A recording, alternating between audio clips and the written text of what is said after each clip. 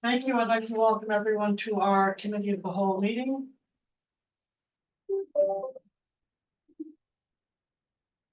The town of Hinton respectfully acknowledges that it is located on the First Peoples traditional lands.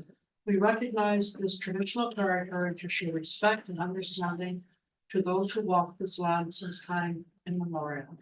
Today, we uphold our ongoing responsibility to work together in the spirit of the intent of the treaties with all the First Peoples and the nations that call this place home.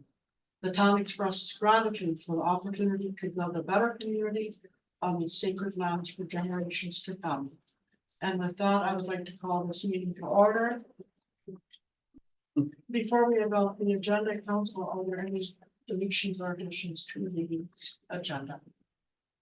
Councilor McGowan. Just for the public and if admin could comment, I believe it was 5.2. If the CAO could let us know if there needs to be an amendment to allow us to potentially go into closed session, I believe CAO, you had indicated that?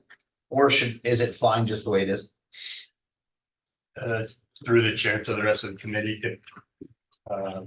if council's done with the amendments to the agenda, my recommendation is that 4.2 water line realignment request, the delegation be closed as per section 16 of the Floyd Act. Madam Chair, then I just request that we make the amendment that the final notes of the meeting reflect that it be closed due to the section identified by the CAO.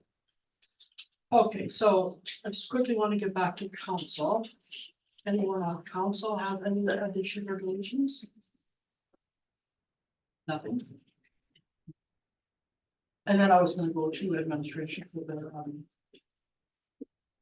all right, so we do have an amendment to the agenda. Jen, you put it up.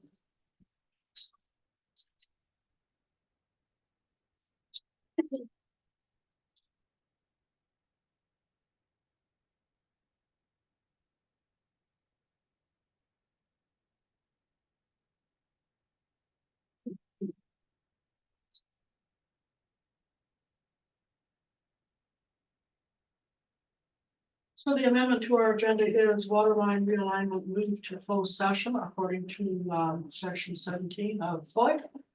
Council, any questions? Yes, sir, go ahead. The town manager says section 16. Through the chair, that's correct. Section 6. Thank you.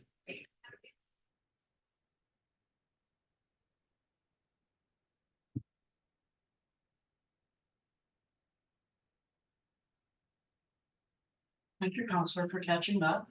So the amendment is 4.2 water line realignment moves to closed session according to section 16 of FOID. Any questions, council? And nothing? And I just did.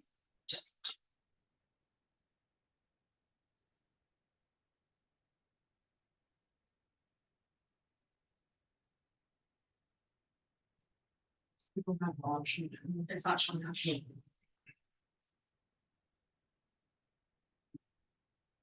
Now, Saying move. Does anybody have it?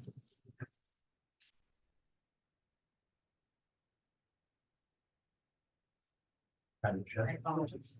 Yeah, I don't believe it's indicated who moved it. And that was moved by Councilor McGowan.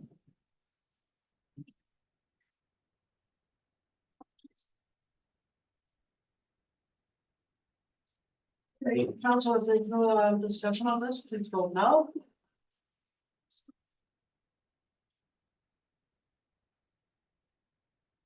And that is carried. Thank you.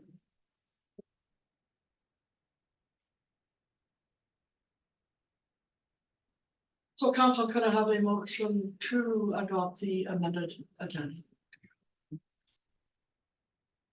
Seeing no opportunity to say,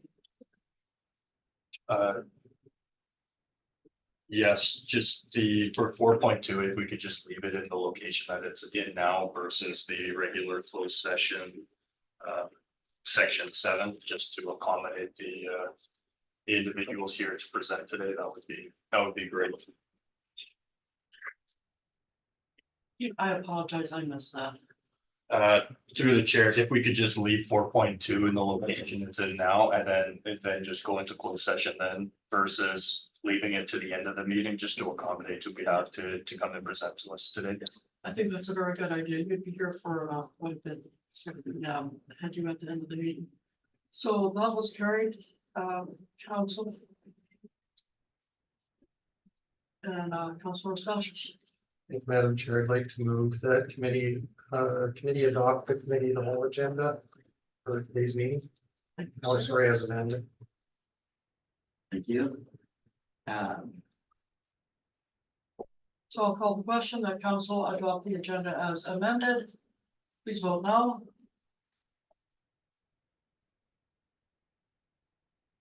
And that is carried. So, Jen, do you have anybody with member of council? No, there's no. Nobody here, nobody online, nobody voting in, nothing. So we're gonna move on to our delegations and presentations.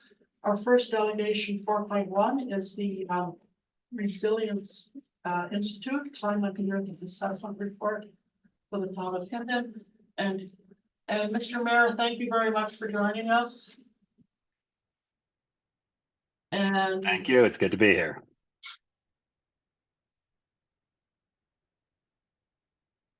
our delegation is that Henry. Yes, good afternoon. Thank you very much for being with us, and we will hear your presentation right now. And I'm going to introduce Laura Lyons, the Resilience Institute CEO and President, who's with us today as well.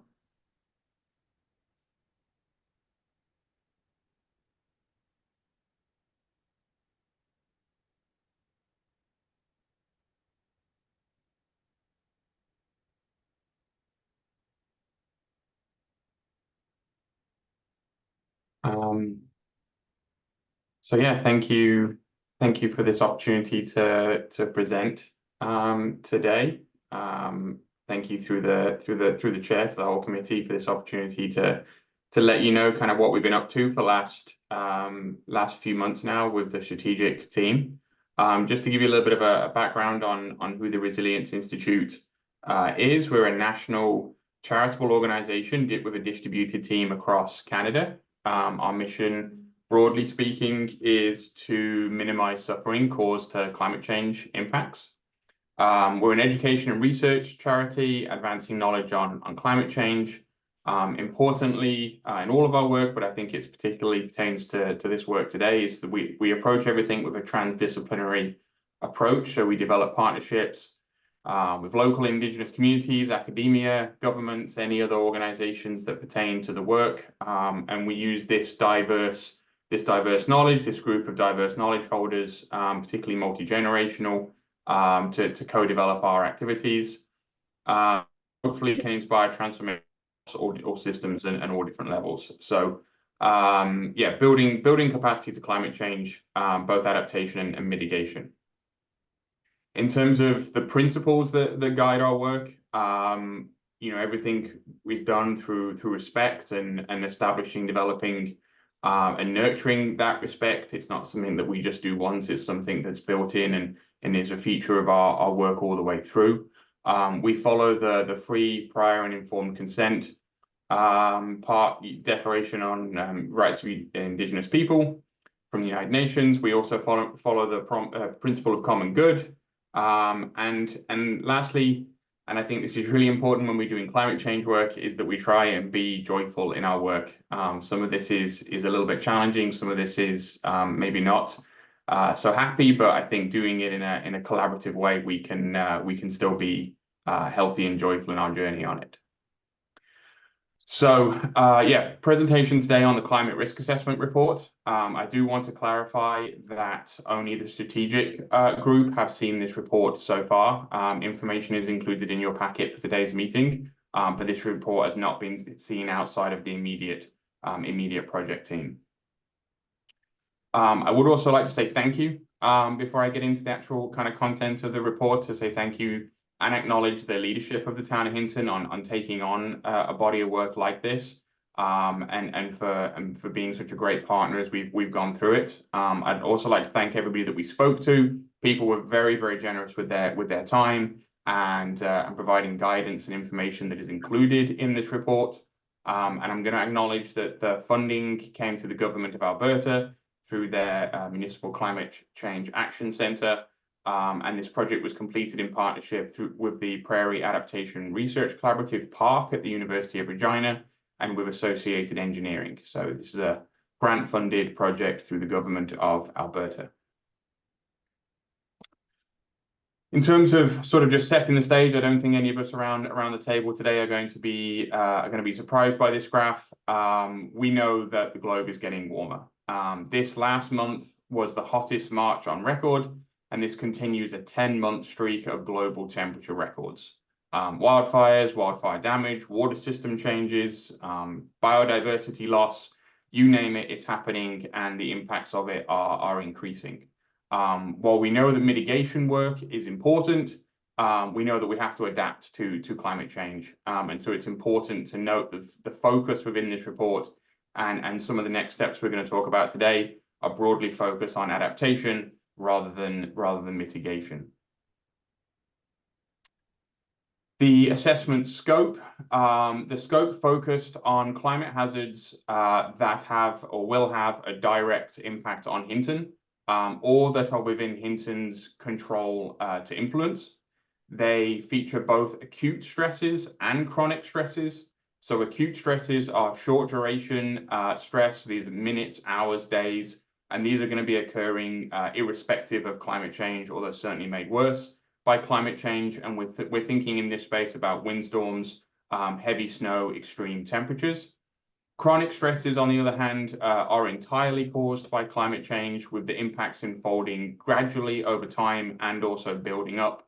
So these are things like warming trends and ecosystem shifts, So both are included in the scope of this report.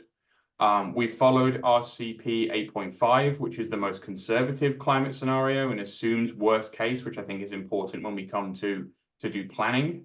And the time frame is a 30-year time frame out to the mid-2050s. This really represents a period of time that's important to do when looking at climate change. Some of the data that I'm going to include in the presentation today and some of the data that's included in the overall report does look out towards the end of the century. That data was provided to us by Park, and we've included it because we think it's relevant and important. So just a sort of a crash course, so to speak, in what risk is. So our approach to risk is that we take the likelihood of any given climate hazard, multiply it by the consequence of that climate hazard, and then we get our risk score in the risk assessment. So the way that we take that approach is that for each climate hazard, we sort of break out into two branches. I'll take the left side first. So each climate hazard is associated with a climate parameter. That climate parameter was determined to a certain extent by the project, to a certain extent by data availability. So for example, things like rainfall intensity, we tried to match that as best we could with existing code for, say, designing culverts or other things like that. For things like lightning strikes or for wildfires, it's based on the available data and the sort of geographical paucity of it. Once we've agreed those climate parameters, we found the climate data and we had it analyzed and we worked through it. And then based on the likely change or the frequency of occurrence that's predicted for each climate hazard, we gained a likelihood score.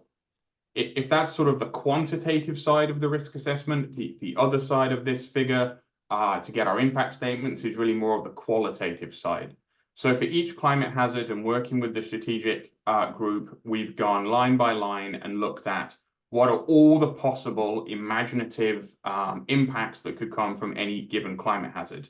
And we broke that out into different systems. We looked at the built system, the natural system, the social system, recognizing that there's a lot of overlap and interplay between all those different regions, but it helps us kind of break things down. We came up with well over 200 different impact statements that are associated to all the climate hazards, and then each one was scored based on a rubric that we developed within the course of this project. and then you multiply the likelihood by the consequence, and that gets us a risk score.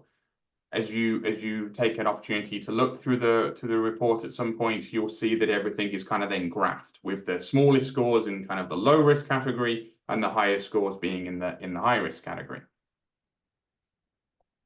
In terms of what just the likelihood data is showing us, this is really only one half of the equation, the likelihood of a climate hazard occurring, not based on its impact, just the relative change in the frequency of occurrence of a climate hazard.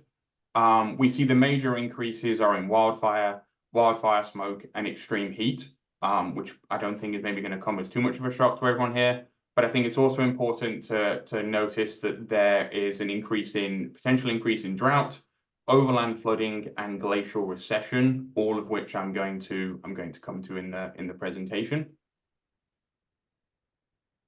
But when we pull the whole thing together, when we look broadly across the entire risk assessment, there are 4 key climate hazards for the town of Hinton, and those are extreme heat, overland flooding, wildfires, and wildfire smoke.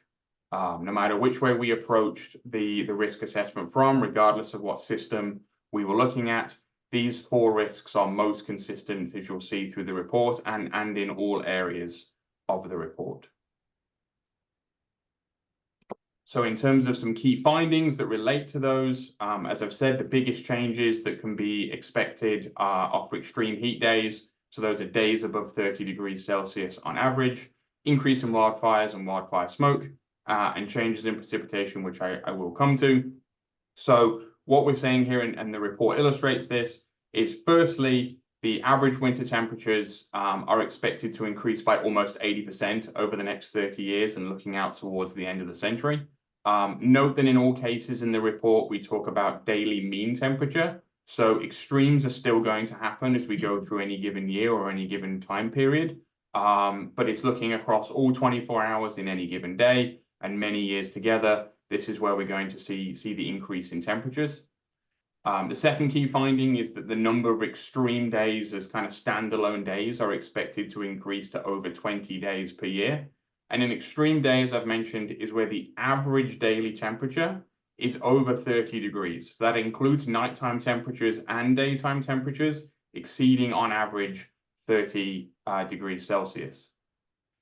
The third key finding is that overall there's going to be about a 20% increase in annual precipitation. So that's all forms, snow, rain, freezing rain, whatever have you in terms of precipitation. And the fourth is that this could well lead to an increase in freezing rain events, in part due to the precipitation increase, but also due to the dramatically increasing winter temperatures. So now we know the headlines. What could this mean for the town of Hinton? And I have a few slides on this before we get into next steps and recommendations. So based on our engagement and the wonderful discussions we had with various different members of the community, wildfire impacts really do have the potential, have the capacity to exceed the response kind of capacity of the town of Hinton. So limited fire breaks, transportation delays, damage and to infrastructure and displacement of community members were all things that were discussed and are discussed in the report. Wildfire smoke impacts have both a health challenge component to them for community members, but also impacts to buildings. They drive an increased risk of human-animal interactions, as well as just a reduction in the ability to be outdoor and recreating, and that of course includes tourism. Water supply and water security could be significantly impacted over the long term. We heard quite a few stories about existing challenges to physical infrastructure, particularly stormwater drainage. I know the town is making a significant effort in this area, really pushing in this area, but certainly it's an area that is going to continue to be challenged by climate change impacts. And we know that overland flooding in particular has got the potential to cause transportation delays, disruption, as well as damage to infrastructure, buildings, community members, homes, and alike. The raw water piece, as in this slide, and it's in your packet, I think is a really key point of this.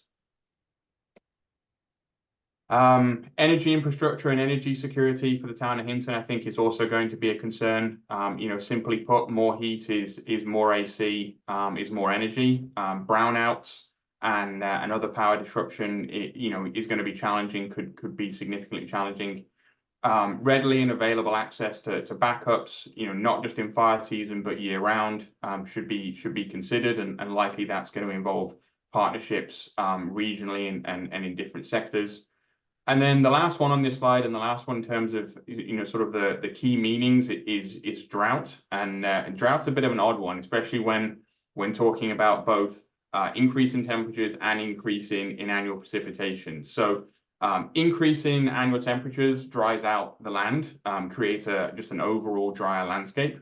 But warmer temperatures also mean that you end up with larger, wetter, more moist air masses, which is where the significant rainfall events can be driven from.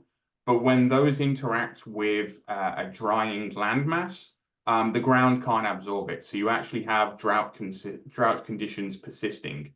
The precipitation events become sporadic and erratic, chaotic, and them interacting with a largely drying landscape continues the drought conditions, and it can persist for much longer.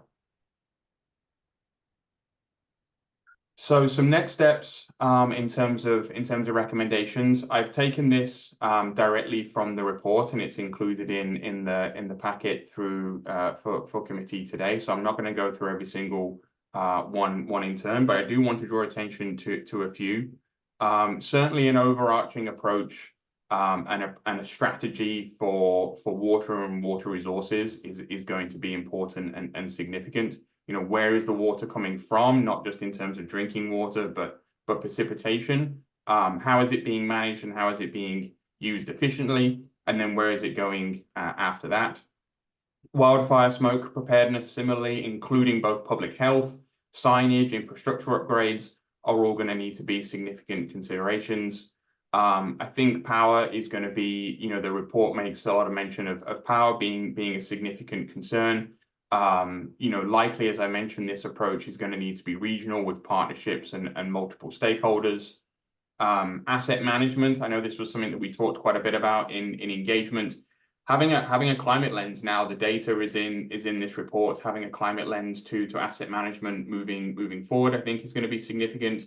And then reviewing evacuation protocols, evaluating SOPs for extreme heat. Workers and people like to be outside. They have to be outside in some instances, but SOPs can be, standard operating practices can be adjusted to take account for the changing climate, and particularly extreme heat.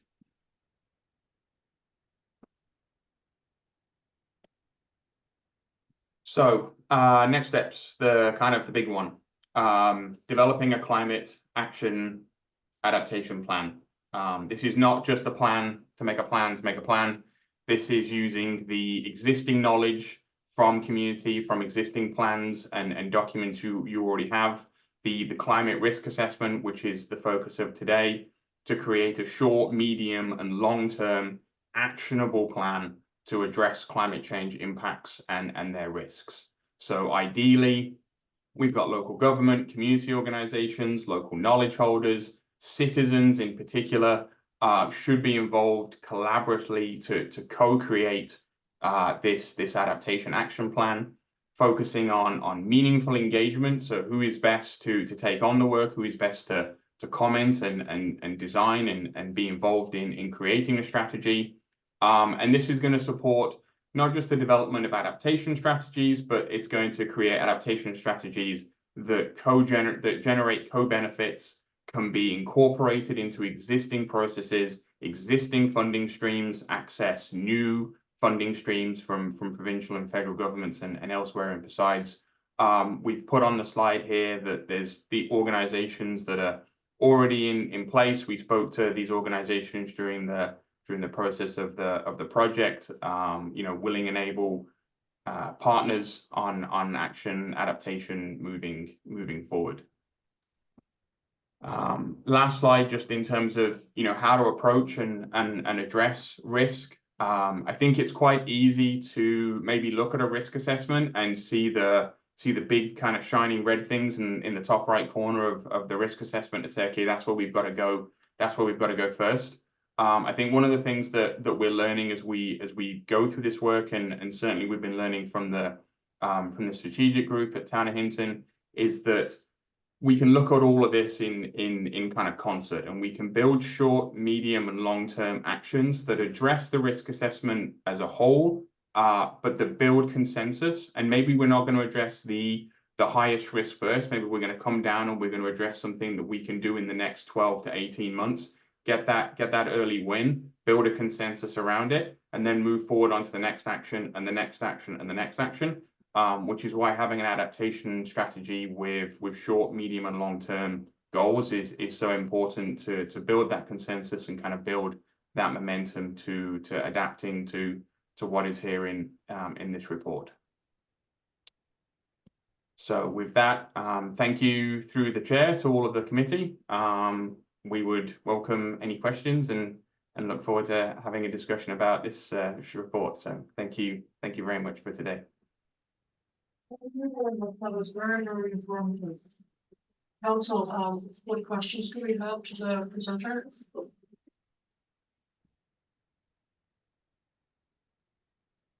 I'd like to thank you very much for taking the time to present this. And Jennifer, whether we on. Councilor Hobbs? Yeah, I guess I didn't have a question for the presenter, I guess, to administration, with this report and this information. What is administration's thoughts on the recommendations and any plans for the future on this information? Good to the chair, to all of the committee. Thank you for the opportunity to answer the question, Councillor Haas. The next steps would be for us to take the elements that we've identified that could be not generally the highest risk, but the most vulnerable areas of the town. And by doing that, we'll weave that into any upcoming capital projects that will complement solving the issue or at least making an attempt to solve the issue. Second to that is that this forms the baseline to any future granting opportunities. By having this work done, we stand in a much better position to show that the town has identified and is willing to take the necessary action. And finally, this will also inform our asset management journey that we're on at the moment. So it's a lot of information that went in here over 4 to 6 months of work. And if we have the time, we could actually have a separate workshop with council. But I think today suffice to say that the work has been completed within the scope. The next step would be to create that adaptability plan. And that could be getting partly a grant, maybe, public funds, or it could be a joint sort of association with various parties. We could do that. So that is where we are today. So very good step. A good foundation to take us forward in a very coordinated manner. Thanks, Madam Chair. Thank you. Councillor Taylor?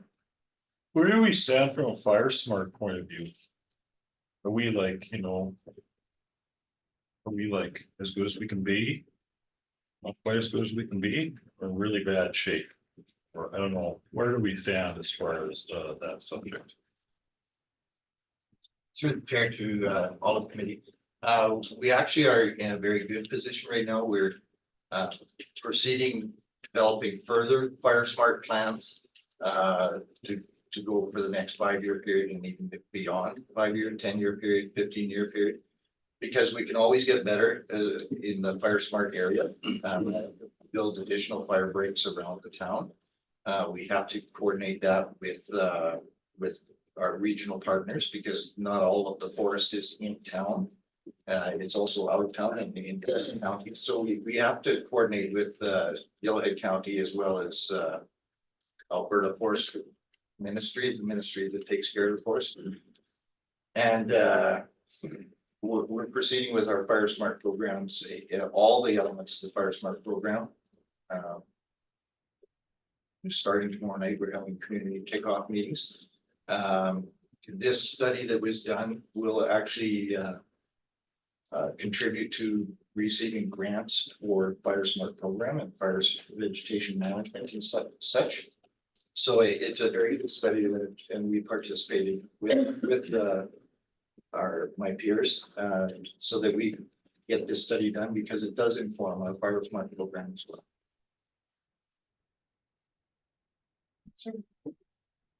Councillor Chambers.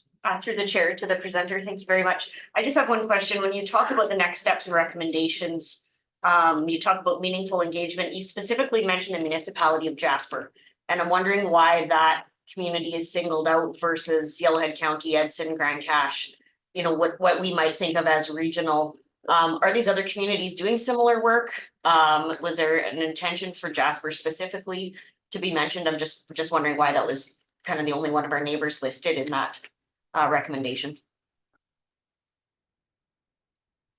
Laura, do you want to, maybe I'll defer, or I can at least get the ball rolling by saying that the municipality of Jasper has recently also taken on a climate risk assessment. So in terms of where they are with the data, we were part of that project. The Resilience Institute was part of that project as well. So certainly that's part of it. And I'm going to let Laura speak to the second part.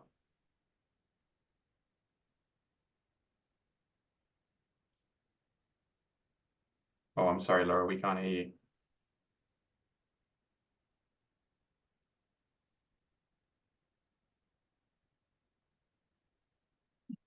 Okay, I can do it. So there are future potential funding and projects that can be looked at and leveraged through not just this risk assessment, through the risk assessment that the municipality of Jasper took on to look at a regional approach to any aspect and to this part of work.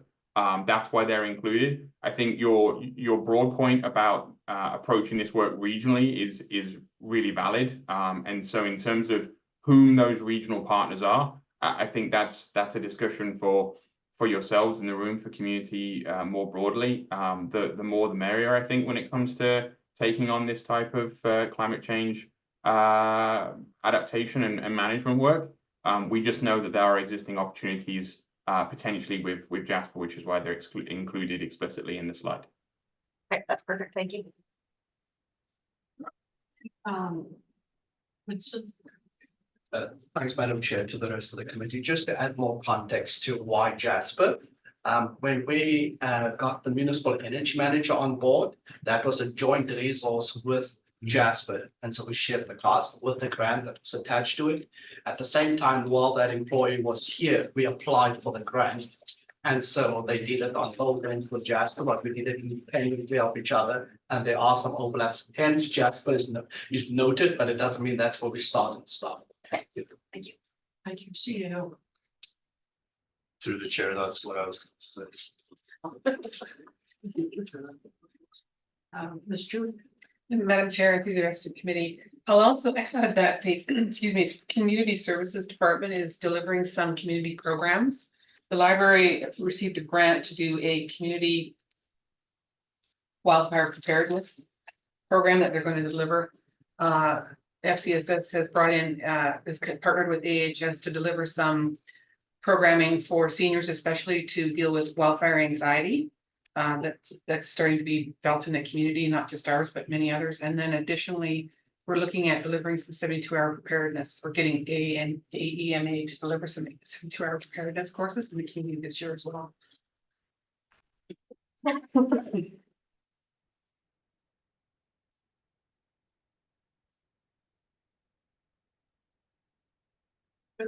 you very much. Council, any other questions to the presenter?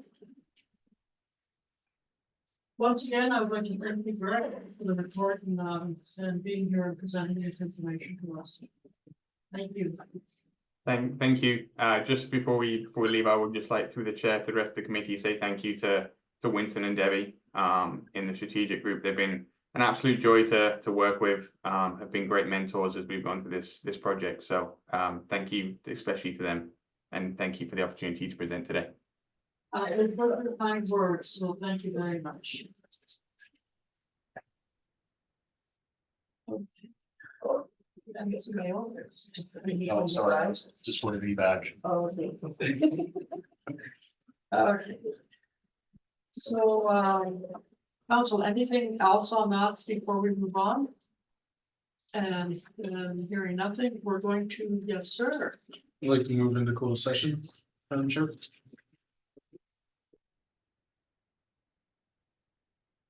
And council, we do have a motion to move into closed session.